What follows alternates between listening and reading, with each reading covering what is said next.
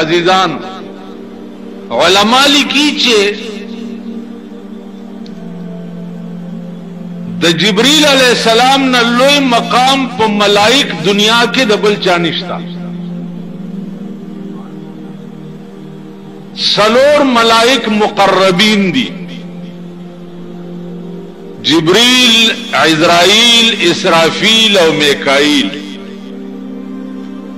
او د سلور واړو ملائکو مختلف ډیوټي دي. په دې سلور واړو کې بیا لوی مقام چې دی هغه د جبريل علیہ السلام دی، ځکه چې هغه د الله او د هغه د محبوبانو په منځ کې قاصد او راز وړو واله. اوس دا یو خناکه غوندې خبره ده، خو خپه نشئ نه پې دا خوند شاید چې تاسو اغستی دی او نه زه پې پوهېږم، ځکه چې دا کار مونږ کړی نه دی. سړی چې په چا مین شي نو د هغه معشوق او د دې عاشق په دې منځ کې یو رهبار وي.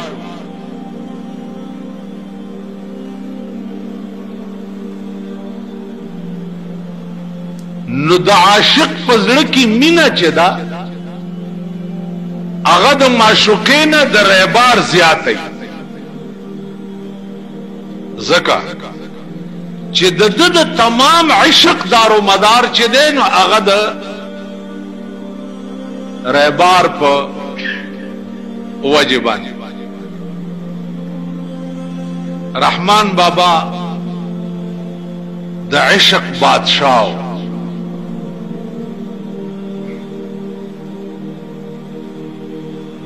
هغه وایي چې د هیبت رهبار پختل نشما،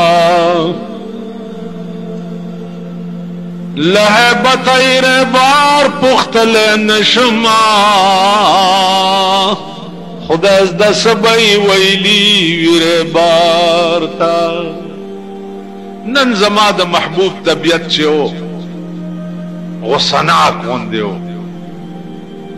نو دا منځ کې رهبار چې دی د ډېر روب نه د ده نه پوښتنه نشم کولی، هسې نه چې څه د غصې خبره یې ورته نه لهیبت رهبار پختل نشما، خدای د سبای ویلی ویره بارتا.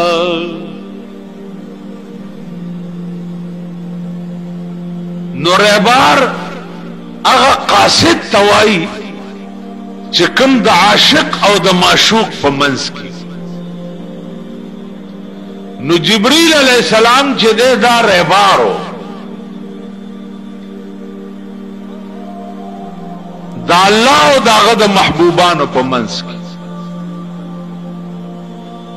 او زما عزیزانو بیا دا الله هغه معشوقانه رنگ دی. که خیال وکړئ په دنیا په عشق کې د رهبار نه څه پټ نه، دا الله محبوبانا حسن او جمال دے چې هغه د رهبار تم پته نه وای. علماء لیکي چې جبريل سره به څه وخت کې خبره کېده چې زما محبوب ته دا راز نن یوسا، نو په دغه وخت کې بم اویا زره حجاب د خدای او د په منځ کې، اویا زره حجاب. نو دا اویا زره پردو نال شاتانا آواز وشو چې زما محبوب ته نن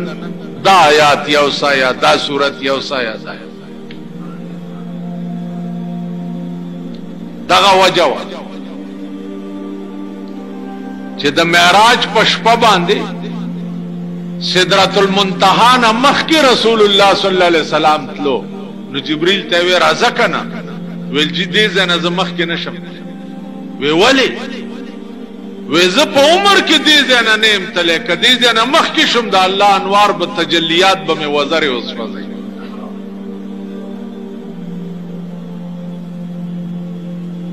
نو زما عزیزان امام بیهقی لیکلی دی چې دغه کلام به چې جبرئیل ته ویل کېدو نو برای راست د خدای आवाज به جبرئیل اورېدو او دته به ویلې شو چې زما محبوب ته دا پیغام یوسي.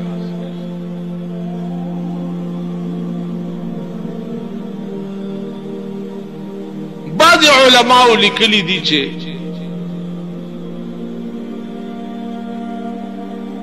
دته به حکم شو چې د لوح محفوظ نه پلانې آیات چت کا وغا زما محبوب ته یوسا، خو زیات راجح روایت چې کوم دی هغه دا دی چې برای راست وینا به ورته کی. نو گویا د قرآن کریم برای راست استاذ د جبریل الله پاک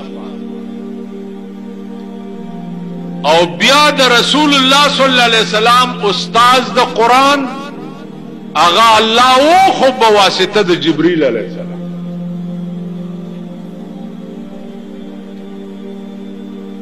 په ذریعہ د جبریل بعضی وخت کې برای راست خبره د الله شوی دی جناب رسول الله صلی الله علیه وسلم، لکه هغه ته حدیث قدسی وایي. حدیث کی مختلف قسم روایات،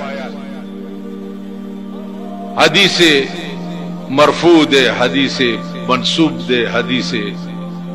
فلان فلان. بعض حدیث چی دی اغا حدیث قدسی دی. حدیث قدسی دیتا وئی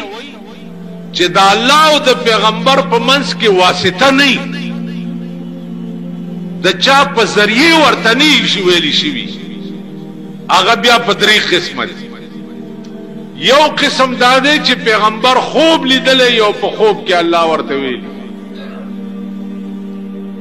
یو قسم دا دی چې پیغمبر ته په زړه کې القا شوي. یو قسم دا دی چې پیغمبر برای راست د الله आवाज اورېدلی چې دا خبره ده. نو گویا حدیث قدسی کی بیا درې قسم، یا برای راست د خدای आवाज اوریدلی، یا خوب لیدلی.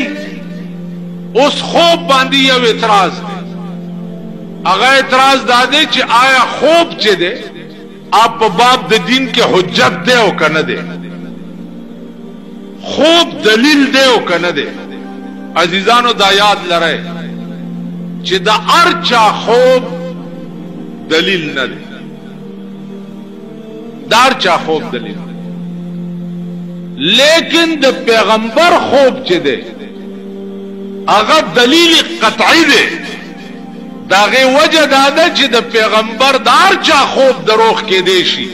لیکن د پیغمبر خوب چې دی هغه چره دروغ نشي کېده، هغه رښتیا دی. لکه یو روایت دی چاچه رسول الله صلی الله علیه وسلم په خوب کې ولي، نو حدیث کې راځي من رانی فی المنام فقد رانی. چاچه زه خوب کې ولیدم نو مزه ولیدم، ځکه ان الشیطان لا یتمثل بی، شیطان زما په شکل ځان نشي جوړول. الله شیطان ته دا اختیار نه دی ورکړی چې هغه په خوب کې تا ته وایي چې زه محمد رسول الله. شیطان هر څه درته په خوب کې ویلی شي، هر خبره کولی شي، لیکن دا اجازت شیطان ممنوع دی چې هغه دا وایي چې زه جناب رسول الله صلی الله علیه وسلم. نو چا چې پیغمبر په خوب کې ولیده نو پیغمبر فرمایي چې امزه ولیدم، ځکه ان الشیطان لا یتمثل بی، شیطان زما په شکل ځان نشي جوړ. تاسو خیال را نو عزیزانو عرض به دا کولو چې دا یو نکته وا چې قرآن جبریل ته برای راست د خدای आवाज شوه دی او کنه د لوح محفوظ نه کلام اوچت کړي او لاندې راوړی دی. نو امام بیهقی وایي چې نه، برای راست आवाज بکېده اوس دې مقام کې علما یو بل نقطه لیکي چې د دې جبريل غریب خوبم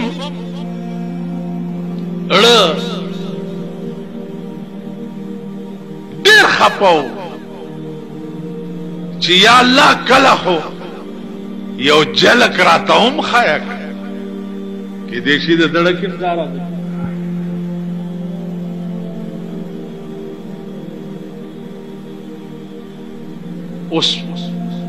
اوس یو بل نقطه دا شپږ زره شپږ سوه شپږ شپېته آیاتونه د قرآن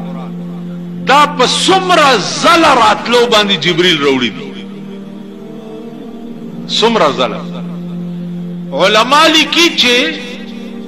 شپږ زره شپږ سوه شپږ شپېته آیاتونه دا قرآن دی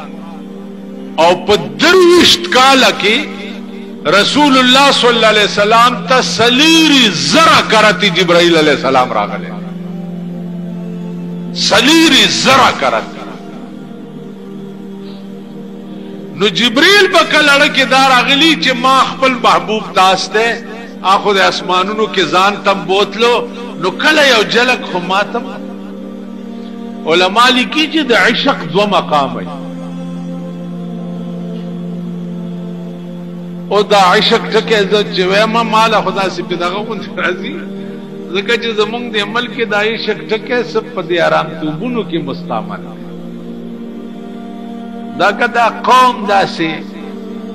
سدد په خله مې ناراضي هغه ټکه چې دی ته وایم شرمېدل بے حیا بے غیرت قوم دی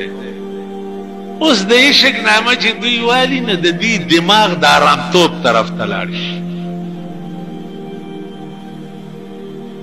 د آرامتوب او شیطانت طرف ته لاړ شي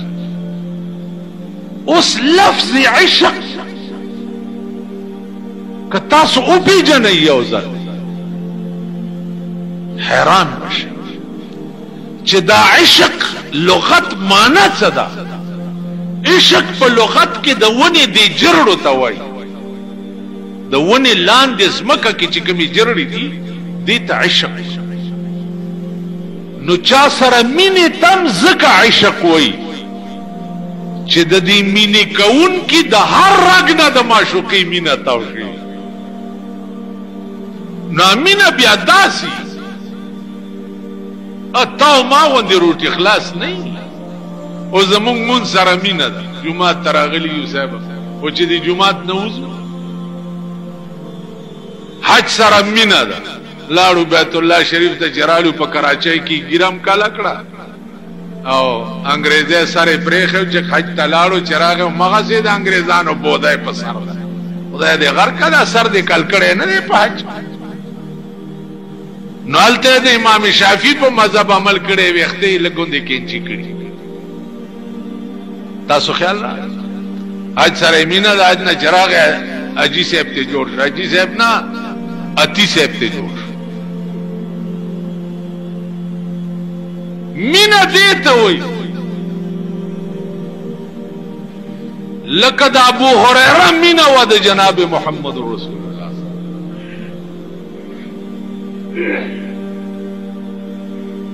مینه دې ته وای لکه د ابو بکر صدیق مینه و جناب محمد رسول الله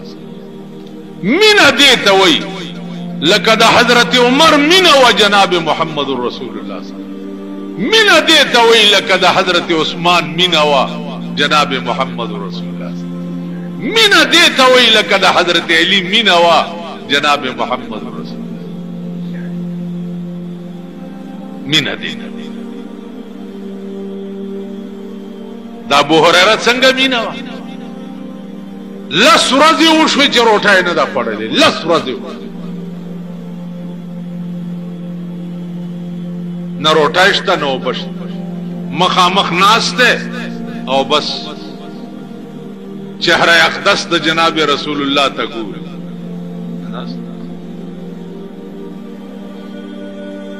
پیغمبر په خیال شوی ابو هريره جوړ ډېر وګی شوی اوچ شو د لوګي اوچ وینا جی ٹک ٹاک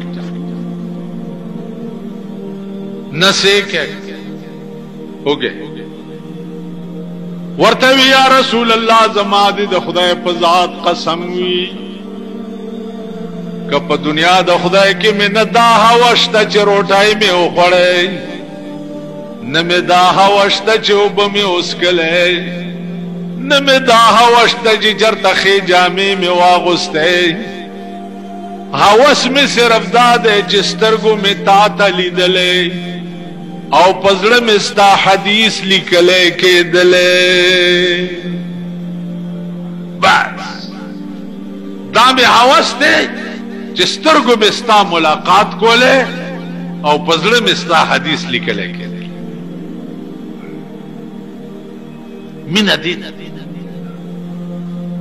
مینه دې ته وایي چې ابوبکر نه لوی مالدار په عربو کې بل څوک نه و چې مدینې ته لاړو خو چې څونه ټولې باج کړه جارو یې وواله کور کې لنګ یې والی دی کوم ځای چې لنګ شلېدلی دی د کیکر پازغي ګنډلی ستن تار نه جبرائیل علیہ السلام راغی غم داسې د بوجای لنګ والی دی او د کیکر پازغي په کې سوري ګنډلی جبرائیل لنګ والی پیغمبر ورته ګوري وی دا ولي ورته وی یا رسول الله په خدای مې دې قسم وی چې نن د ابوبکر لنګ د خدای دومره خوښ شوی دی چې د ټول کائنات ملائکو ته ویلي چې تاسو نن د ابوبکر غوندې لنګ وهئ مینه دې ته وایي چې د حضور د وفات آواز راووتو د کوره حضرت عمر توره راوویسته ویل زما دې د خدای په ذات قسم وي که چا وویلې چې رسول الله وفات شو نو اوس به تې سر پرېږدي د مرګ به وایه یم نه د عمر دماغ کار پرېږدي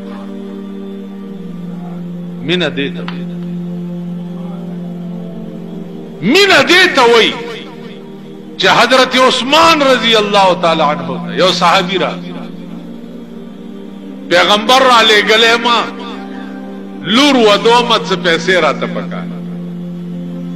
پیغمبر را لېږلی وی چې وی ته خو مخکې م راغلی وی مخکې مې د خدای په نامه غوښتې وې تا 100 روپۍ راکړه اوس پیغمبر را لېږلی ما چې څه د هغه په خاطر راکړه حضرت عثمان د ټولو خزانو کونجیانې ورته په جولای کې واچوي وی د محمد رسول الله په خاطر دا ټولې خزانې یو اصله لاړو پیغمبر ته وی چې یا رسول الله ما سره خو عثمان داسې چلو راوی ورته عثمان د خدای په نامه د 100 روپۍ ورکړي او زما په نامه د ټولې خزانې ورته حواله ورته وی یا رسول الله ستا په نامه مې ځکه ټولې خزانې ورته حواله کړې چې کته نه وی دا داسې ښه خدای به ما ته چا ښودلی دا دومره ښه خدای چې زه پېژنم خو ستا په برکت یې پېژنم نو کته نه وی دا به ما ته چا ښودلی وی نو ستا په وجې ځکه ټولې خزانې مې پې قربان مینه دې ته تاسو خیال راغی نو زما عزیزانو عرض مې داو چې د مینې معنا دا دی مینې ته په عربي کې عشق وایي او د عشق معنا دا چې د عاشق د هر رګ نه د معشوق مینه توشي نو تاسو اوس په ایمان وایي چې دا جمعات کې تشریف فرمایي او زه درته په منبر ناست یم چې ستاسو د هر رګ نه د خدای مینه تو شوې ده وایي په ایمان دا مزګزاري هر رګ نه تاو ستاسو د هر رګ نه د جناب محمد رسول الله مینه تاو ده ها نه نو معامله څنګه شو چې د چا د هر رګ نه د خدای مینه تاو نه او د هر رګ نه د جناب محمد رسول الله مینه تاو نه هغه خلق باندې د جنت بوی حرام بوی کلو خبره ده مونږ کې چې څوک مړ شي څوک په درېیمه ورځ ورشئ یو قبر یې پرانیزئ حال یې وګورئ لاندې چې څه کار کېږي ورسره دې زمانه کې چې څوک مړ کېږي تاسو قصدن په درېیمه ورځ ورشئ او دا قبر یې پرانیزئ اگر چې قبر پرانیسته جایز نه دي ناجایز دي خو دې پرانیزه او وی ګوره چې څه کېږي ورسره څوک چې راکې مړ شي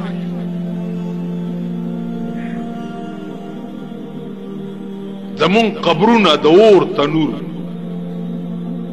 زمون قبرونه د لړمانو تنور زمون قبرونه د مارانو تنور زمون قبر له د جهنم شغلې را ننوځي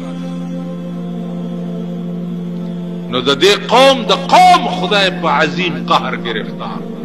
قوم د قوم ټول پاکستان بلکې څومره دنیا کې اسلامي ممالک چې دي ټول عیاش او د خدای په عظیم قهر عرب ممالک وګوره ترک وګوره مصر وګوره پیرنګیان یورپ به دې هیر شي یورپ به دې هیر شي چې داخله د دوی عیاشي وګوره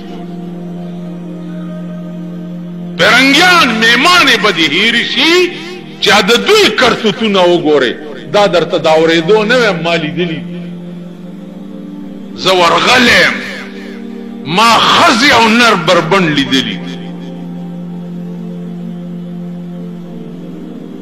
دا چې کم نن د پیغمبر قوم ځان ته وایي انګریزان به دې هیر شي په پېښور کې وګورئ څه حال دی پنډای کې وګورئ څه حال دی بیګاوې په پنډای طوفان راغلی مال طوفان لا په سم نه دی راغلی په اسلام آباد وای طوفان په اسلام آباد لا چرته طوفان اسلام آباد کې ورشه وګوره څه کېږي انو مې په خدای دې د صدر ایوب بیړه غرقه کي چې په دې ځای اسلام آباد نوم کې په ډمخانو اسلام آباد نومونه یې ته ورشه د های کورټ سره نشترحال وګوره عبدالرب نشتر وګوره د هغه نامه یې په ډمخانه باندې د دله قوم په بایسکوپ باندې د فردوس نامه نه وایي نو زما عزیزانو عرض مې داو چې طوفانونو انتظار کوئ پرون را چتچاوي مومندو کې ډېر بد حال مال بد حال هر ځای کې به راځي تماشه به کوئ د ځان خیر غواړه ما ته څه وی ورشه هغه خلقو ته ووایه چا چې په 50 زره روپۍ ووټ خرڅ کړی چا چې په 2 کروڑه روپۍ ممبران اغستی دي او په 2 کروڑه روپۍ سنیټرای اغستی دي ما ته ورشه هغه راونیسه هغه ملکان راونیسه چا چې د یو ووټ 50 زره روپۍ د دې قوم په سر اغستی کړي دي نور بم خدای رانیس نور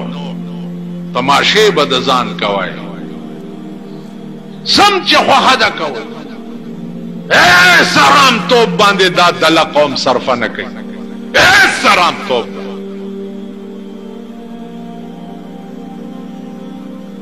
سم چې خوښه ده کوه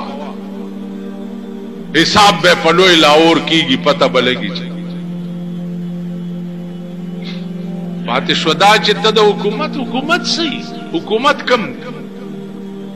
حکومت شته حکومت خو په دې ملک اړو شته نه تاسو ورشئ د دې حکومت تماشا وکړه په خدای قسم چې د ملک کور روان شي دوی خاندي دا افسوس ټکی چې په ریډیو یا په اخبار کې راشي دا افسوس ټکی هغه سکرټریانو یې ورکړي هغه لوی ګورو نانک چې دی هغه نه ویلي چې ډېر افسوس دی چې د پلاني کور وران شو دا هغه سکرټریان بي کټریانې ورکړي په تاسو څوک غمجن غلام قوم وی او 43 کاله مغسې غلام یې تاسو آزاد شوي نه یې آزاد نه یې په دې ملک سرمایه‌دارانه نظام دی دیو خر بلار شي غویا براشي غویا بلار شي خر برازي خر بلار شي غویا برازي خبره بم دغه سي تاسو بم دغه د منګه کرونه یې کې منګه کا خاورې کنه او خاورې دې پدا همدغه منګکان به او په دغه کوڅو کې بګرځي یا بګاډي ګرځوي او یا بچې د پولیس بم ني سیرانی دي گاډي واه ما تا هم سره جنډه په گاډي لګولې و لګولې دی و نو دې مرزو زور پسې کړ زور چا جنډین چې پزان کې منډلې وي هغه پسې ګرځي کنه د الیکشن په وخت کې خو درنه مورم یې رہی خورم درنه یې رہی قزم درنه یې رہی خزه دې منډوي مور دې منډوي خزه دې منډوي تام نم د ټاک بړوا جوړي ځکه نه مال سره راځي الیکشن په وخت کې هوته مولا پکې لا چا کړي دي دا مولا داسې ستاسو د مور دویم میړه دی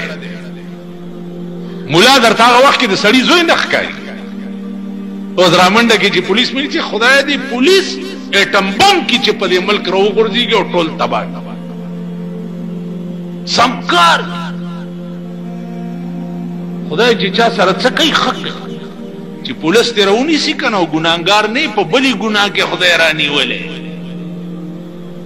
په بلی ګناه مجستریټ دې چې راونی سي په بلی ګناه کې خدای رانی هغه ورځ یو دکاندار یې ونیو ما وای په ایمان مال څه ګناه ده درک ویل ګناه راکې نور څه نشته خو د اغستو مې یو کاڼی ساتلی او د خرڅولو مې بل ساتلی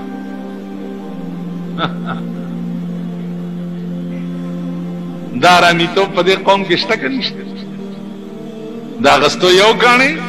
او د خرڅولو بل کاڼی داسې قوم دی د تلې په دې ډنډه نه ده په دې ډنډه کې پارا چولی پارا نو چې داسې تله دغه کې نو ګلچ والا ورکې پارا دې طرف ته لاړه شي نو دا شي والا شی څه بلا ورته وي هغه پلیټ غوندې دروند شي والا وی لږ مې خواږه درکړه هلته پارې هلته هغه طرف دروند کړي د ډنډې تارونه یې لنډه اوږده کړي توبه به وباسي چې د دې قوم د فراډ او د بېایمانۍ نه دا لرګو والا نه دي دا ټیمبر مرچن والا یو خاصه خدای قهر په ملک نازل دی لرګي ګران یو دوی په ناب تول کې چې کومه کیسه کوي عقل بدی و بیا چې څوک دی ولا بوزي بوتلو والا ور سره وړاندې نه خبره کړي چې غواړو به پړتل راکا دیار کا غواړو به دیار راکا پړتل او دا خر دې نه پويږي زما بم په کې صد مور پي وي دا ټول قوم په دې کار عزیزانو سچ در سره کیږي خدای هغه کلام هم پرې خېده چې کوم کلام په درويش کاله کې جناب رسول الله صلی الله علیه وسلم تراغله هغه کلام هم پرې او د بدن د هر رګنم د خدای او دغه د رسول مینا نه دتاو نو دنیا مم تبادا او آخرت مم بیللې ده واخر